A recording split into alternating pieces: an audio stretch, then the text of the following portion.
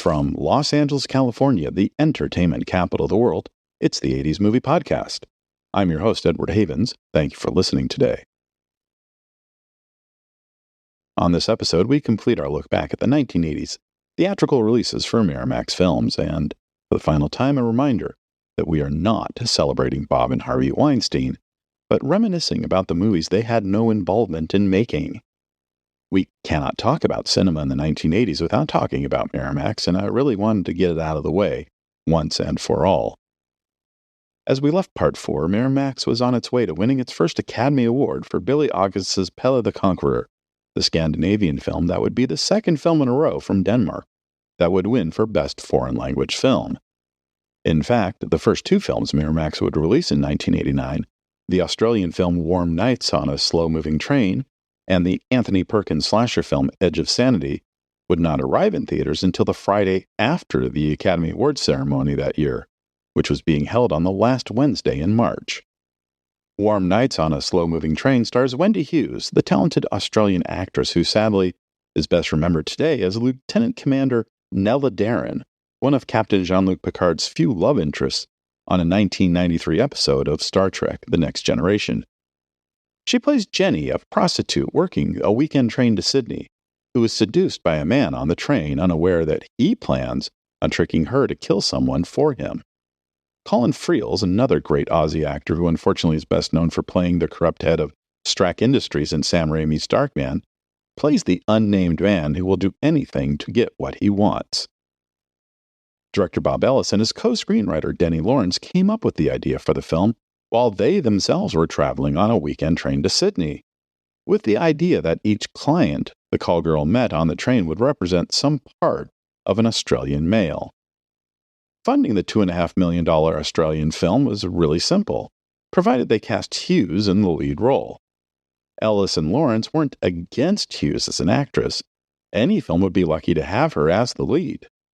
They just felt that she didn't have the right kind of sex appeal for this specific character. Miramax would open the film in 6 theaters, including the Cineplex Beverly Center in Los Angeles and the Fashion Village 8 in Orlando, on March 31st.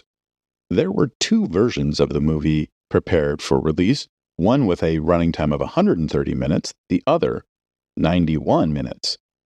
Miramax would go with the 91-minute version of the film for the American release, and most of the critics would note how clunky and confusing the film felt, although one critic for The Village Voice would have some kind words for Miss Hughes' performance. Whether it was because moviegoers were too busy seeing the winners of the just-announced Academy Awards, including Best Picture winner Rain Man, or because the weekend was also the opening weekend of the new Major League Baseball season, or just turned off by the reviews, attendance at the theaters playing Warm Nights on a Slow-Moving Train was as empty as a train dining car at 3 a.m. The Beverly Center alone would account for a third of the movie's opening weekend gross of $19,268. After a second weekend at the same 6 theaters pocketing just $14,382, this train stalled out, never to arrive at another station. Miramax's other March 31st release, Edge of Sanity, is notable for 2 things and only 2 things. It would be the first film Miramax would release under their genre specialty label Millimeter Films, which would eventually evolve into Dimension Films in the next decade, and it would be the final feature film to star Anthony Perkins before his passing in 1992. The film is yet another retelling of the classic 1886 Robert Louis Stevenson story, The Strange Case of Dr. Jekyll and Mr. Hyde, with the bonus story twist that Hyde was actually Jack the Ripper. As Jekyll, Perkins looks exactly as you'd expect a mid-50s Norman Bates to look. As Hyde, Perkins is made up to look like he's a backup keyboardist for the first 9 Inch Nails tour. Head Like a Hole would have been a pretty appropriate song for the end credits, had the song, or Pretty Hate Machine, been released by that time, with its lyrics about bowing down before the one you serve and getting what you deserve. Edge of Sanity would open in Atlanta and Indianapolis on March 31st, and like so many other Miramax releases in the 1980s, they did not initially announce any grosses for the film. That is until the 4th weekend of release, when the film's theater count had fallen to just 6 screens, down from the previous week's previously unannounced 35, grossing just $9,832. Miramax would not release grosses for the film again, and their final total was just $102,219. Now, when I started this series, I said that none of the films Miramax released in the 1980s were made by Miramax, but this next film would be the closest they would get during the decade. In July 1961, John Profumo was the Secretary of State for War in the conservative government of British Prime Minister Harold Macmillan, when the married Profumo began a sexual relationship with a 19-year-old model named Christine Keeler. The affair was very short-lived, either ending, depending on the source, in August 1961 or December 1961. But unbeknownst to Profumo, Keeler was also having an affair with Yevgeny Ivanov, a senior naval attaché at the Soviet embassy at the same time. No one was the wiser on any of this until December of 1962, when a shooting incident involving two other men Keeler had been involved with led the press to start looking into her life. While it was never proven that his affair with Keeler was responsible for any breaches of national security, John Profumo was forced to resign from his position in June 1963, and the scandal would take down most of the Tory government with him. Prime Minister Macmillan would resign due to health reasons in October of 1963, and the Labour Party would take control of the British government when the next elections were held in October of 1964. The movie Scandal was originally planned in the mid-1980s as a three-part, 5-hour miniseries by Australian screenwriter Michael Thomas and American music producer turned movie producer Joe Boyd. The BBC would commit to finance a 2-part, 3-hour miniseries until someone at the network found an old memo from the time of the Profumo scandal that forbade them from making any productions about it. Channel 4, which had been producing quality shows and movies for several years since their start in 1982, was also approached, but they rejected the series on the grounds of taste. Palace Pictures, a British production company who had already produced 3 films for Neil Jordan, including Mona Lisa, was willing to finance the script provided it could be whittled down to a 2-hour movie. Originally budgeted at 3.2 million British pounds, the costs would rise as they started the casting process.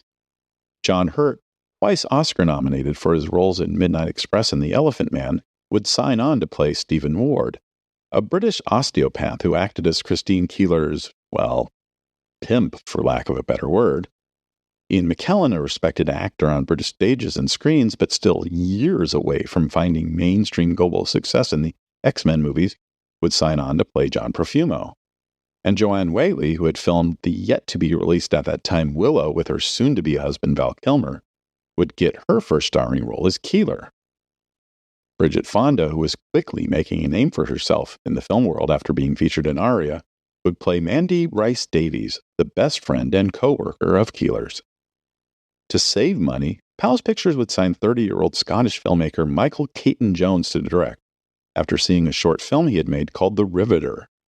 But even with the neophyte feature filmmaker, Palace still needed about $2.35 million to be able to fully finance the film themselves, and they knew exactly who to go to. Stephen Woolley, the co-founder of Palace Pictures and the main producer on the film, would fly from London to New York City to personally pitch Bob and Harvey Weinstein. Woolley felt that of all the independent distributors in America, they would be the ones most attracted to the sexual and controversial nature of the story. A day later, Woolley was back on a plane to London. The Weinsteins had agreed to purchase the American distribution rights to Scandal for $2.35 million. The film would spend 2 months shooting in the London area throughout the summer of 1988. Christine Keeler had no interest in the film and refused to meet the now Joanne Whaley Kilmer to talk about the affair. But Mandy Rice Davies was more than happy to talk to Bridget Fonda about her life. Although the meetings between the two women were so secret at the time, they would not come out until Woolley eulogized Rice Davies after her 2014 death. Although Harvey and Bob would be given co-executive producer credits on the film, Miramax was not a production company on the film. This, however, did not stop Harvey from flying to London multiple times, usually when he was made aware of some sexy scene that was going to shoot the following days, to try to insinuate himself into the film's making. At one point, Stephen Woolley decided to take a weekend off from the production and actually did put Harvey in charge. That weekend's shoot would include a skinny dipping scene featuring the Christine Keeler character. But when Joanne Whaley Kilmer learned that Harvey was going to be there, she told the director that she could not do the nudity in the scene. Her new husband was objecting to it, she told them. Harvey, not skipping a beat, found a look-alike for the actress who would be willing to bear all as a body double, and the scene would begin shooting a few hours later.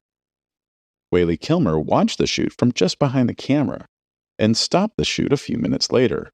She was not happy that the body double's posterior was noticeably larger than her own, and she didn't want audiences to think she had that much junk in her trunk. The body double was paid off for her day, and Whaley Kilmer finished the rest of the scene herself. Michael Caton-Jones and his editing team would work on shaping the film throughout the fall, and he would screen his first edit of the film for Palace Pictures and the Weinsteins in November 1988. And while Harvey was very happy with the cut, he still asked for the production team for a different edit for American audiences, noting that most Americans had no idea who Profumo or Keeler or Rice Davies were, and that Americans would need to understand the story more right out of the first frame. Caton-Jones didn't want to cut a single frame, but he would work with Harvey to build an American-friendly cut. When he was in London in November of 1988, Harvey would meet with the producers of another British film that was in pre-production at the time that would become another important film to the growth of the company, but we're not quite at that part of the story yet. We'll circle around to that film soon. One of the things Harvey was most looking forward to in 1989 was the expected battle with the MPAA ratings board over Scandal. Ever since he had seen the brouhaha over Angel Heart's X rating 2 years earlier, he had been looking for a similar battle. He thought he had it with Aria in 1988, but he knew he definitely had it now, and he'd be right. In early March, just a few weeks before the film's planned April 21st opening day, the MPAA slapped an X rating on Scandal. The MPAA usually does not tell filmmakers or distributors what needs to be cut in order to avoid accusations of actual censorship. But according to Harvey, they told him exactly what needed to be cut in order to get the R rating. A 2-second shot during an orgy scene where it appears two background characters are having unsimulated sex. So what did Harvey do? He spent weeks complaining to the press about MPAA censorship, generating millions of dollars in free publicity for the film, all while already having a close-up shot of Joanne Whaley Kilmer's Christine Keeler watching the orgy but not participating in it, ready to replace the objectionable shot. A few weeks later, Miramax screened the quote-unquote edited film to the MPAA and secured the R rating, and the film would open on 94 screens, including 28 each in the New York and Los Angeles metro regions, on April 28th. And while the reviews for the film were mostly great, audiences were drawn to the film for the Miramax manufactured controversy, as well as the key art for the film, a picture of a potentially naked Joanne Whaley Kilmer sitting backwards in a chair, a mimic of a very famous photo Christine Keeler herself took to promote a movie about the Profumo affair she appeared in a few years after the event. I'll have a picture of both the Scandal poster and the Christine Keeler photo on this episode's page at the80smoviepodcast.com. 5 other movies would open that weekend, including the James Belushi comedy Canine and the Kevin Bacon drama Criminal Law. And Scandal, with $658,000 worth of ticket sales, would have the second best per-screen average of the 5 new openers, just a few $100s below the new Holly Hunter movie Miss Firecracker, which only opened on 6 screens. In its second weekend, Scandal would expand its run to 214 playdates and make its debut in the national top 10, coming in 10th place with $981,000. That would be more than the second week of the Patrick Dempsey rom-com movie Loverboy, even though Loverboy was playing on 5 times as many screens. And weekend number 3, Scandal would have its best overall gross and top 10 placement, coming in 7th with $1.22 million from 346 screens. Scandal would start to slowly fade away after that, falling back out of the top 10 in its 6th week. But Miramax wisely kept the screen count under 375 for the entire run because Scandal was not going to play well in all areas of the country, After nearly 5 months in theaters, Miramax would have its biggest film to date. Scandal would gross $8.8 million. The second release from Millimeter Films was The Return of the Swamp Thing. And if you needed a reason why the 1980s were not a good time for comic book movies, here you are. The Return of the Swamp Thing took most of what made the character interesting in his comic series, and most of what was good from the 1982 Wes Craven adaptation, and decided, hey, you know what would bring the kids in? Camp. Camp unseen in the comic book adaptation since the 1960s Batman series. They loved it then. They're going to love it now. Except they didn't love it now. Heather Locklear, between her stints on T.J. Hooker and Melrose Place, plays the stepdaughter of Louis Jourdan's evil Dr. Arcane from the first film, who heads down to the Florida swamps to confront dear old once presumed dead stepdad. He in turn kidnaps his stepdaughter and decides to do some genetic experiments on her until she is rescued by Swamp Thing, one of Dr. Arcane's former co-workers who got turned into the gooey anti-hero in the first movie. The film co-stars Sarah Douglas from Superman 1 and 2 as Dr. Arcane's assistant, Dick Durock reprising his role as Swamp Thing from the first film, and 1980s B-movie goddess Monique Gabrielle as Miss Poinsettia. For director Jim Wynorski, this was his sixth movie as director, and at $3 million, one of the highest budgeted movies he would ever make. He's directed 107 movies since 1984, most of them low-budget direct-to-video movies with titles like The Bear Wench Project and Alabama Jones and The Busty Crusade, although he does have one genuine horror classic under his belt, the 1986 sci-fi tinged Chopping Mall with Kelly Maroney and Barbara Crampton.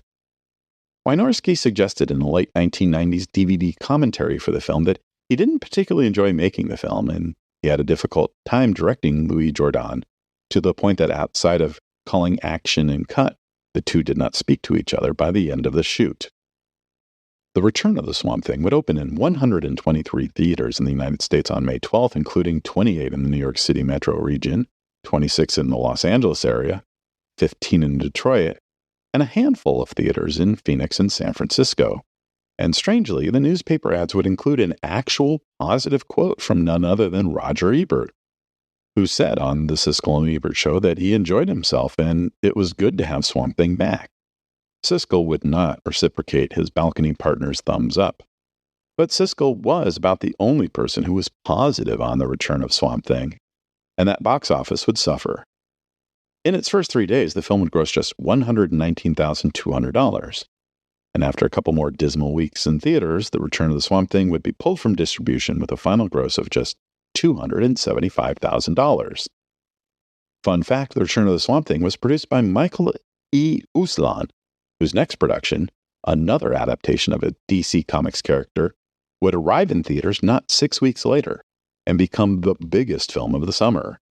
In fact, Uslan has been a producer or executive producer on every Batman-related movie and television show since 1989, from Tim Burton to Christopher Nolan to Zack Snyder to Matt Reeves, and from Lego movies to Joker. He also, because of his ownership of the movie rights to Swamp Thing, got the movie screen rights, but not the television screen rights, to John Constantine. Miramax didn't have too much time worrying about the Return of Swamp Thing's release, as it was happening while the brothers Weinstein were at the 1989 Cannes Film Festival. They had two primary goals at Cannes that year. One, to buy American distribution rights to any movie that would increase their standing in the cinematic worldview, which they would achieve by picking up an Italian dramedy called, at the time, New Paradise Cinema, which was competing for the Palme d'Or with a Miramax pickup from Sundance back in January. And two, to promote that very film, which did end up winning the Palme d'Or. Ever since he was a kid, Steven Soderbergh wanted to be a filmmaker. Growing up in Baton Rouge, Louisiana in the late 1970s, he would enroll himself in the LSU film animation class even though he was only 15 and not yet a high school graduate. After graduating high school, he decided to move to Hollywood to break into the film industry, renting an above-garage room from Stephen Gyllenhaal, the filmmaker best known as the father of Jake and Maggie. But after a few freelance editing jobs, Soderbergh packed up his things and headed home for Baton Rouge. Someone at Atco Records saw one of Soderbergh's short films and hired him to direct a concert movie for one of their biggest bands at the time, Yes, who was enjoying a major comeback thanks to their 1983 triple platinum selling album 90125. The concert film, called 9021 Live, would premiere on MTV in late 1985, and it would be nominated for a Grammy Award for Best Long-Form Music Video. Soderbergh would use the money he earned from that project, $7,500, to make Winston, a 12-minute black-and-white short about sexual deception that he would, over the course of an 8-day driving trip from Baton Rouge to Los Angeles, expand to a full-length screenplay that he would call Sex, Lies, and Videotape.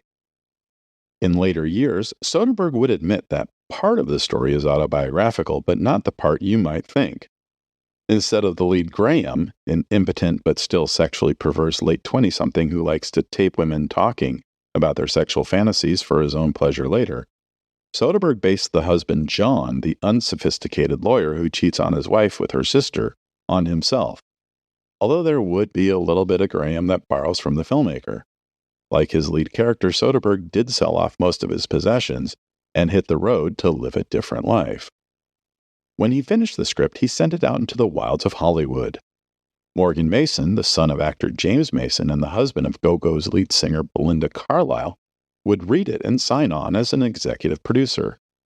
Soderbergh had wanted to shoot the film in black and white like he had with the Winston short that led to the creation of the screenplay, but he and Mason had trouble getting anyone to commit to the project, even with only a projected budget of $200,000. For a hot moment, it looked like Universal might sign on to make the film, but they would eventually pass. Robert Newmeyer, who had left his job as vice president of production and acquisitions at Columbia Pictures to start his own production company, signed on as a producer as well and helped to convince Soderbergh to shoot the film in color and cast some name actors in the leading role.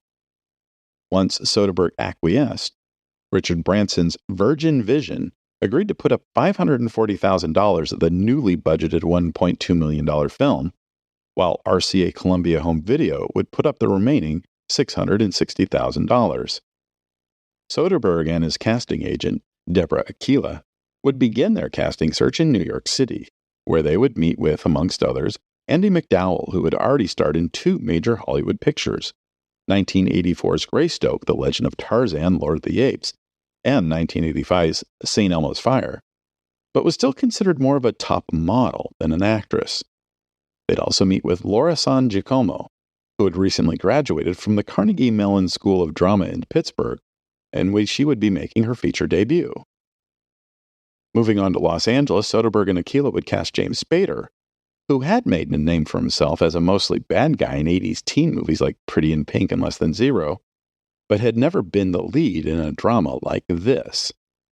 At Spader's suggestion, the pair would meet with Peter Gallagher, who was supposed to become a star nearly a decade earlier from his starring role in Taylor Hackford's The Idolmaker, but had mostly been playing supporting roles in television shows and movies for most of the decade.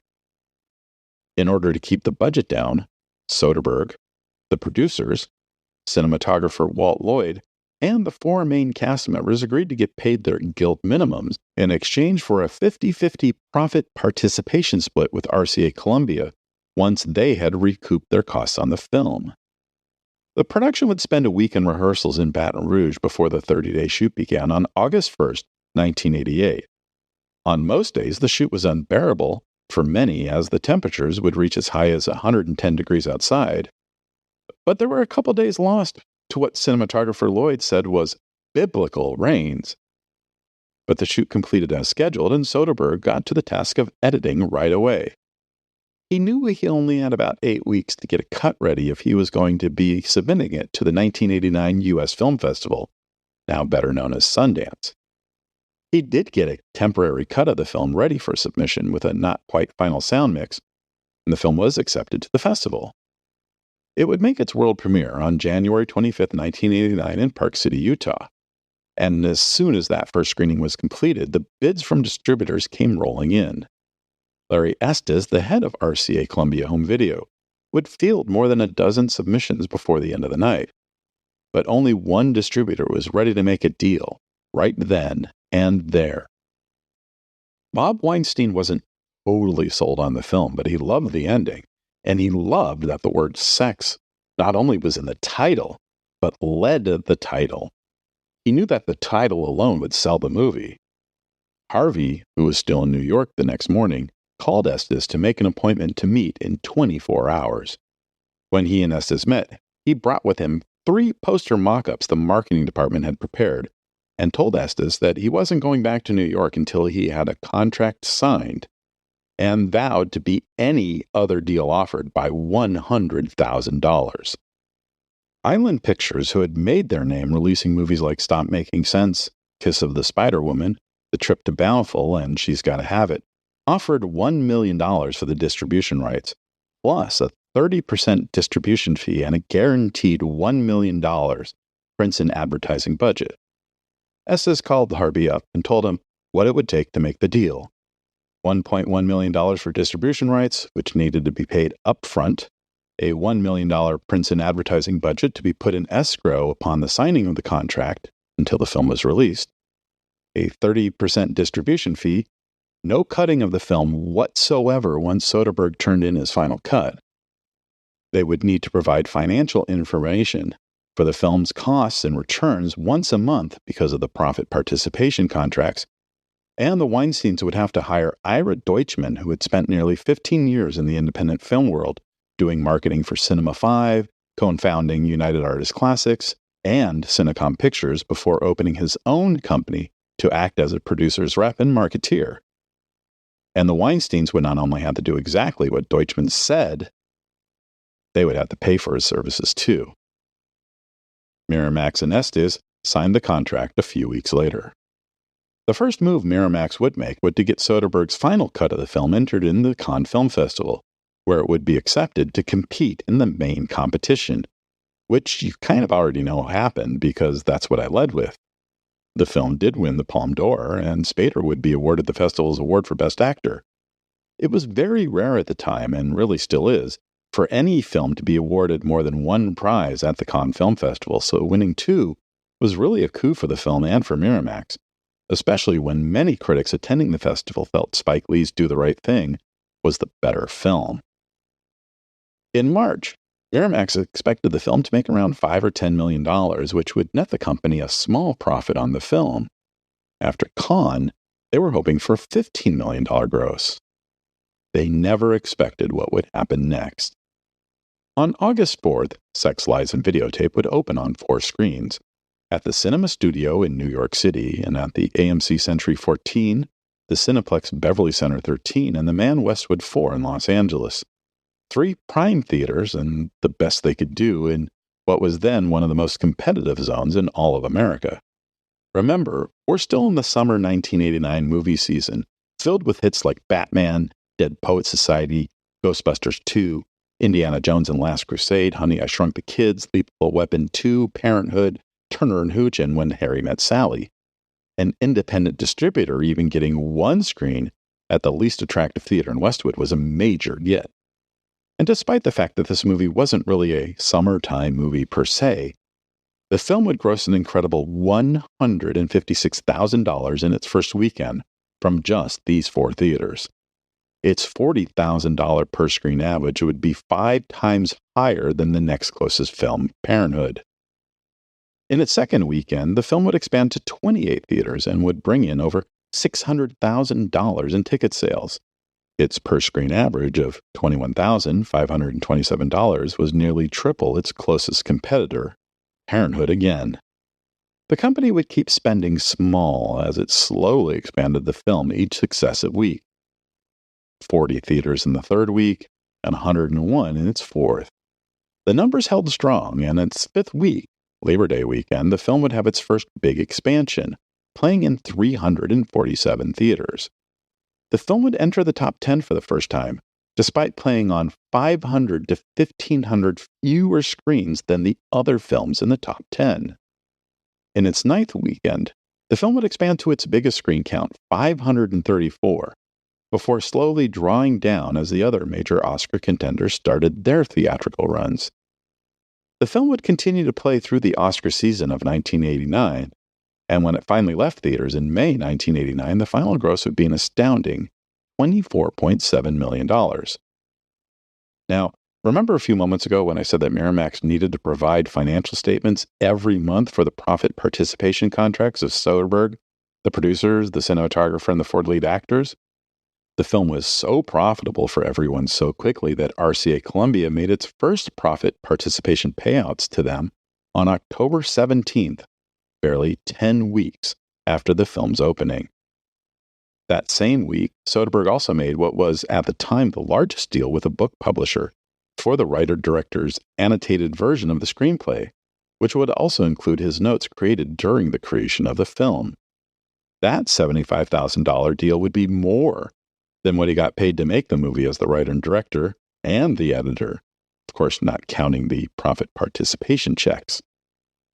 During the awards season, Sex, Lies, and Videotape was considered to be one of the Oscar frontrunners for Best Picture, Best Director, Best Original Screenplay, and at least 2 acting nominations. The film would be nominated for Best Picture, Best Actress, and Best Supporting Actress by the Golden Globes, and it would win the Spirit Awards for Best Picture, Best Director, Andie MacDowell for Best Actress, and Laura San Giacomo for Best Supporting Actress. But when the Academy Award nominations were announced, the film would only receive 1 nomination for Best Original Screenplay. The same total and category as Spike Lee's Do the Right Thing, which many people also felt had a chance for Best Picture and Best Director nominations. Both films would lose out to Tom Shulman's screenplay for Dead Poets Society. The success of Sex, Lies, and Videotape would launch Steven Soderbergh into one of the quirkiest Hollywood careers ever seen, including becoming the first and only director to ever be nominated twice for Best Director in the same year by the Motion Picture Academy, the Golden Globes, and the Directors Guild of America. This happened in 2001 when he directed both Erin Brockovich and Traffic. He would win the Oscar for directing the later film. Lost in the excitement of Sex, Lies, and Videotape was The Little Thief, a French movie that had the unfortunate start as the screenplay Francois Truffaut was working on when he passed away in 1984 at the age of just 52. Directed by Claude Miller, whose principal mentor was Truffaut, The Little Thief starred 17-year-old Charlotte Gainsbourg as Janine, a young woman in post-World War II France who commits a series of larcenies to support her dream of becoming wealthy. The film was a modest success in France when it opened in December 1988, but its American release date of August 25, 1989, had been set months in advance. So when it was obvious Sex, Lies, and Videotape was going to be a bigger hit than originally anticipated, it was too late for Miramax to pause the release. Opening at the Lincoln Plaza Cinemas in New York City and buoyed by favorable reviews from every major critic in town, Little Thief would see $39,931 worth of ticket sales in its first 7 days, setting a new house record for the theater for that year. And in its second week, the gross would only drop $47 for the entire week. And when it opened at the Royal Theater in West Los Angeles, its opening weekend gross there of $30,654 would also set a new house record for the year. The film would expand slowly but surely over the next several weeks, often in single-screen playdates in major markets, but it would never play on more than 24 screens in any given week. And after 4 months in theaters, The Little Thief, the last movie created by one of the greatest film writers the world had ever seen, would only gross $1.056 million in the United States. The next 3 releases from Miramax were all sent out under the Millimeter Films banner. The first, a supernatural erotic drama called The Girl in a Swing, was about an English antiques dealer who travels to Copenhagen, where he meets and falls in love with a mysterious German-born secretary who he marries, only to discover a darker side to his new bride. Rupert Fraser, who had played Christian Bale's dad in Steven Spielberg's Empire of the Sun, plays the antique dealer, while Meg Tilly, the mysterious new bride. Filmed over a 5-week schedule in London and Copenhagen during May and June of 1988, some online sources said the film first opened somewhere in California in December 1988, but I cannot find a single theater, not only in California, but anywhere in the United States that played the film before its September 29, 1989 opening date. Roger Ebert didn't like the film and wished Meg Tilly's genuinely original performance was in a better film. Opening in 26 theaters, including 6 theaters each in New York City and Los Angeles, and spurred on by an intriguing key art for the film that featured a presumed naked Tilly on a swing, looking seductively at the camera, while a notice under her warns that no one under 18 will be admitted to the theater. The Girl in a Swing would gross $102,000, good enough for 35th place nationally that week. And that's about the best it would do. The film would limp along, moving from market to market to market over the course of the next 3 months. And when its theatrical run was completed, it could only manage about $747,000 worth of ticket sales. And now we'll quickly burn through the next 2mm film releases, which came out a week apart from each other and didn't amount to much. Animal Behavior was a rather unfunny comedy featuring some very good actors who probably signed on for a very different movie than the one that came to be. Karen Allen, Miss Marion Ravenwood herself, stars as Alex, a biologist who, like Dr. Jane Goodall, develops a new way to communicate with chimpanzees via sign language. Armand Assante plays a cellist who pursues the good doctor, and Holly Hunter plays the cellist's neighbor, who Alex mistakes for his wife. Animal Behavior was filmed in 1984, and 1985, and 1987, and 1988. The initial production was directed by Jenny Bowen with the assistance of Robert Redford and the Sundance Institute, thanks to her debut film 1981 Street Music, featuring Elizabeth Daily. It's unknown why Bowen and her cinematographer husband Richard Bowen left the project, but when filming resumed again and again and again, those scenes were directed by the film's producer, Kjell Rasmussen.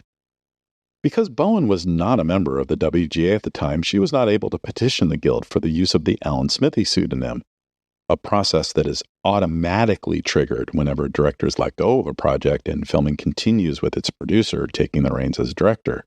But she was able to get the production to use a pseudonym anyway for the director's credit, H. Ann Riley, while also giving Richard Bowen a pseudonym of his own for his cinematography work on the film, David Spelvin. Opening on 24 screens on October 27th, Animal Behavior would come in 50th place in its opening weekend, grossing just $20,361. The New York film critics ripped the film apart, and there would not be a second weekend for the film. The following Friday, November 3rd, saw the release of The Stepfather 2, a rushed-together sequel to 1987's The Stepfather, which itself wasn't a big hit in theaters, but found a very quick and receptive audience on cable. Despite dying at the end of the first film, Terry O'Quinn's Jerry is somehow still alive and institutionalized in northern Washington state. He escapes and heads down to Los Angeles, where he assumes the identity of a recently deceased publisher named Gene Clifford, but instead passes himself off as a psychiatrist. Jerry, now Gene, begins to court his neighbor Carol, and the whole crazy story plays out again. Meg Foster plays the neighbor Carol, while Jonathan Brandis is her son. Director Jeff Burr had made a name for himself with his 1987 horror anthology film From a Whisper to a Scream, featuring Vincent Price, Flu Gulager, and Terry Kaiser. And from all accounts, he had a very smooth shooting process with this film. The trouble began when he turned in his cut to the producers. The producers were happy with the film, but when they sent it to Miramax, the American distributors, Miramax was rather unhappy with the almost bloodless slasher film. They demanded reshoots, which Burr and O'Quinn refused to participate in. They brought in a new director, Doug Campbell, to handle the reshoots, which are easy to spot in the final film because they look and feel completely different from the scenes they're spliced into. When it opened, The Stepfather 2 actually grossed slightly more than the first film did, earning $279,000 from 100 screens, compared to $260,000 for The Stepfather from 105 screens. But unlike the first film, which had some decent reviews when it opened, the sequel was a complete mess.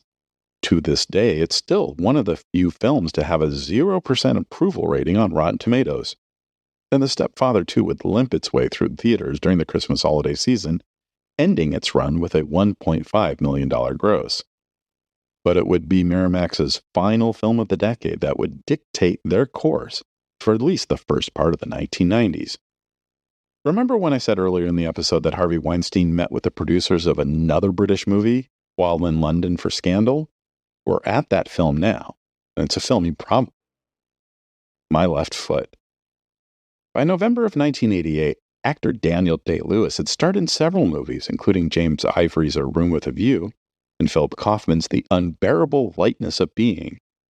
He had even been the lead in a major Hollywood studio film, Pat O'Connor's Stars and Bars, a very good film that unfortunately got caught up in the brouhaha over the exit of the studio head who greenlit the film, David Putnam.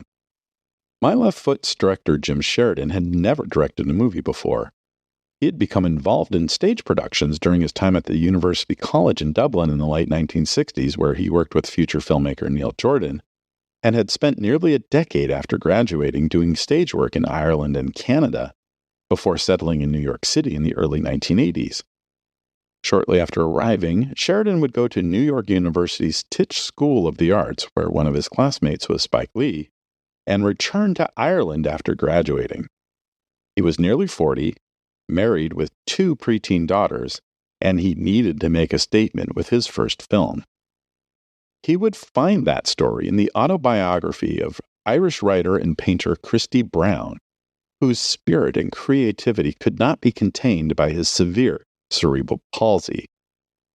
Along with Irish actor and writer Shay Connaughton, Sheridan wrote a screenplay that could be a powerhouse film made on a very tight budget of less than $1 million.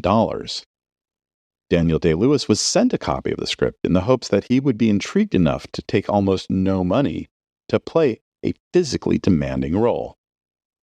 Day-Lewis read the opening pages, which had the adult Christy Brown putting a record on a record player and dropping the needle onto the record with his left foot, and thought to himself it would be impossible to film. That intrigued him, and he signed on. But during the filming of the movie in January and February of 1989, most of the scenes were shot using mirrors, as Daniel Day-Lewis couldn't do the scenes with his left foot. He could do them with his right foot, hence the mirrors. As a method actor, Daniel Day-Lewis remained in character as Christy Brown for the entire 2-month shoot. From costume fittings and makeup in the morning, to getting the actor on set, to moving him around between shots, there were crew members assigned to assist the actor as if they were Christy Brown's caretakers themselves, including feeding him during breaks in shooting. A rumor debunked by the actor years later said that he had broken 2 ribs during production because of how hunched he needed to be in his crude prop wheelchair to properly play the character. The actor had done a lot of prep work to play the role, including spending time at the Sandy Mount School Clinic, where the young Christy Brown got his education, and much of his performance was molded on the young people he worked with. While Miramax had acquired the distribution rights to the film before it went into production, and those funds went into the production of the film was not produced by Miramax, nor were the Weinsteins given any kind of executive producer credit as they were able to get themselves on Scandal.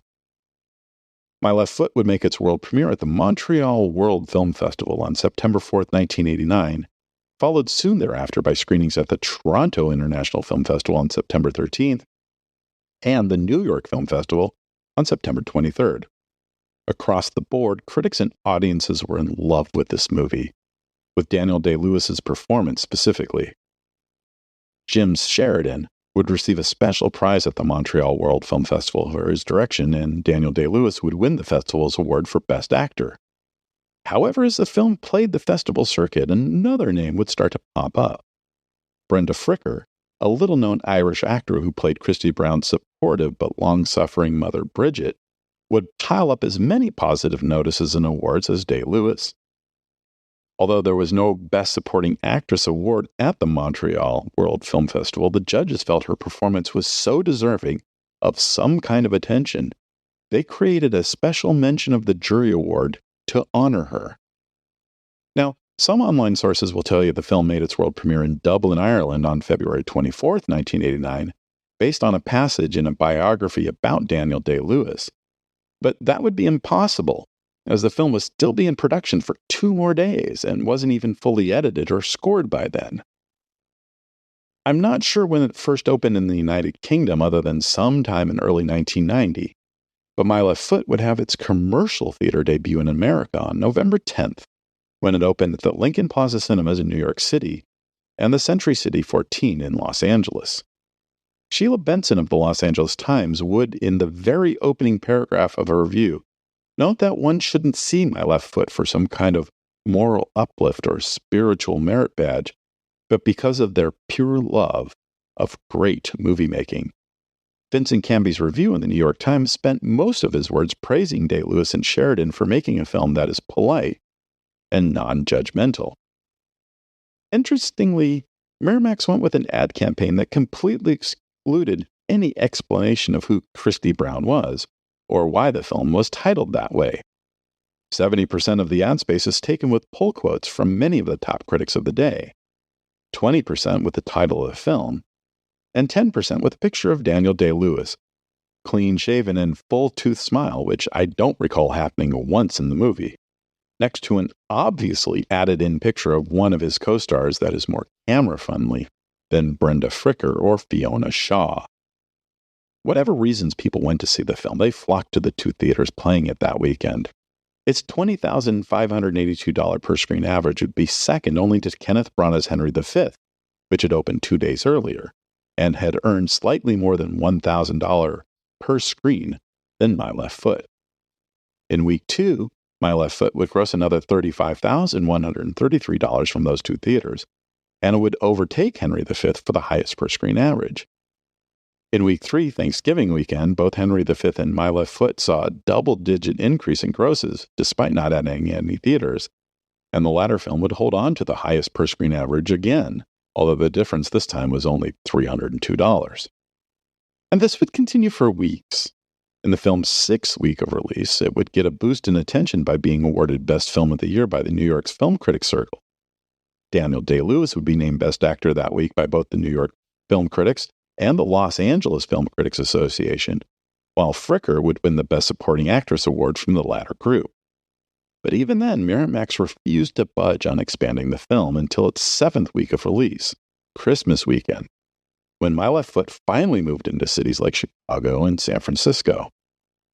Its $135,000 gross that weekend was good, but it was starting to lose ground to the other Oscar hopefuls like Born on the 4th of July, Driving Miss Daisy, Enemies: A Love Story, and Glory. And even though the film continued to rack up award win after award win, nomination after nomination, from the Golden Globes and the Writers Guild and the National Society of Film Critics and the National Board of Review, Miramax still held firm on not expanding the film into more than 100 theaters nationwide until its 16th week of release, February 16, 1990, 2 days after the announcement of the nominations for the 62nd Annual Academy Awards. While Daniel Day-Lewis's nomination for Best Actor was virtually assured and Brenda Fricker was practically a given, the film would pick up 3 other nominations, including surprise nominations for Best Picture and Best Director. Jim Sheridan and his co-writer Shane Connaughton would also get picked for Best Adapted Screenplay. And as I mentioned before, Miramax also picked up a nomination for Best Original Screenplay for Sex, Lies, and Videotape, and a Best Foreign Language Film nod for the Italian movie Cinema Paradiso, which, thanks to the specific rules of that category, a film could get nominated before actually opening in theaters in America, which Miramax would rush to do with Paradiso the week after the nomination was announced. The 62nd Academy Awards ceremony would be best remembered today as being the first Oscar show to be hosted by Billie Crystal, and for being considerably better than the previous year's ceremony. A mess of a show best remembered as being the one with the 12-minute opening musical segment that included Rob Lowe singing Proud Mary to an actress playing Snow White, and another 9-minute musical segment featuring a slew of expected future Oscar winners that, to date, featured exactly 0 Oscar nominees, both which rank amongst the worst things that have ever happened to the Oscar Awards show. The ceremony, held on March 26th, would see My Left Foot win 2 awards, Best Actor and Best Supporting Actress, as well as Cinema Paradiso for Best Foreign Film. The following weekend, March 30th, would see Miramax expand My Left Foot to 510 screens, its widest point of release, and see the film make the national top 10 and earn more than $1 million for its one and only time during its 8-month run. The film would lose steam pretty quickly after its post-win bump, but it would eke out a modest run that ended with $14.75 million in ticket sales just in the United States. It's not bad for a little Irish movie with no major stars that cost less than $1 million. Of course, the early 90s would see Miramax fly to unimagined heights. In all of the 80s, Miramax released 39 movies. They would release 30 alone in 1991. They would release the first movies from directors like Jean-Pierre Jeunet, Quentin Tarantino, and Kevin Smith. They'd release some of the best films from some of the best filmmakers in the world, including Woody Allen, Pedro Almodovar, Robert Altman, Bernardo Bertolucci, Adam Agoyan, Stephen Frears, Peter Greenaway, Peter Jackson, Neil Jordan, Chen Kaige, Krzysztof Kieslowski, Lars von Trier, and Yang Yimou. In 1993, the Mexican dramedy Like Water for Chocolate would become the highest-grossing foreign-language film ever released in America to that date, and it would play in some theaters, including my theater, the New Wilshire in Santa Monica, continuously for more than a year. If you've listened to the whole series on the 1980 movies of Miramax Films, there are two things I hope you take away from it. First, I hope you discovered at least one film you hadn't heard of before and you might be interested in searching out. And the second is the reminder that neither Bob nor Harvey Weinstein will profit in any way if you give any of these movies talked about in this series a chance. They sold Miramax to Disney in June of 1993. They left Miramax in September 2005. And many of the contracts for the movies the company released in the 80s expired decades ago, with the rights reverting back to their original producers, none of whom made any deals with the Weinsteins once they got their rights back. Harvey Weinstein is currently serving a 23-year prison sentence in upstate New York after being found guilty in 2020 of 2 sexual assaults. Once he completes that sentence, he'll be spending another 16 years in prison in California after he was convicted of 3 sexual assaults that happened in Los Angeles between 2004 and 2013. And if the 71-year-old makes it to 107 years old, he may have to serve time in England for 2 sexual assaults that happened in August of 1996. That case is still working its way through the British legal system. Bob Weinstein has kept a low profile since his brother's proclivities first became public knowledge in October 2017, although he would also be accused of sexual harassment by a showrunner for the brothers' Spike TV aired adaptation of the Stephen King novel The Mist, several days after the bombshell articles came out about his brother. However, Bob's lawyer, the powerful attorney to the stars, Bert Fields, denied the allegations, and it appears nothing has occurred legally since the accusations were made. A few weeks after the start of the Me Too movement that sparked up in the aftermath of the accusations of his brother's actions, Bob Weinstein denied having any knowledge of the nearly 30 years of documented sexual abuse at the hands of his brother, but did allow to an interview for The Hollywood Reporter that he had barely spoken to Harvey over the previous 5 years, saying he could no longer tolerate Harvey's cheating, lying, and general attitude towards everyone. And with that, we conclude our journey with Miramax Films. While I'm sure Bob and Harvey will likely pop up again in future episodes, they'll be minor characters at best and will never have to focus on anything they ever did again. Thank you for joining us. Talk again soon when episode 119 is released. Remember to visit this episode's page on our website, the 80s Movie Podcast, for extra materials about the movies we covered this episode. The 80s Movie Podcast has been researched, written, narrated, and edited by Edward Havens for idiosyncratic entertainment. Thank you again. Good night.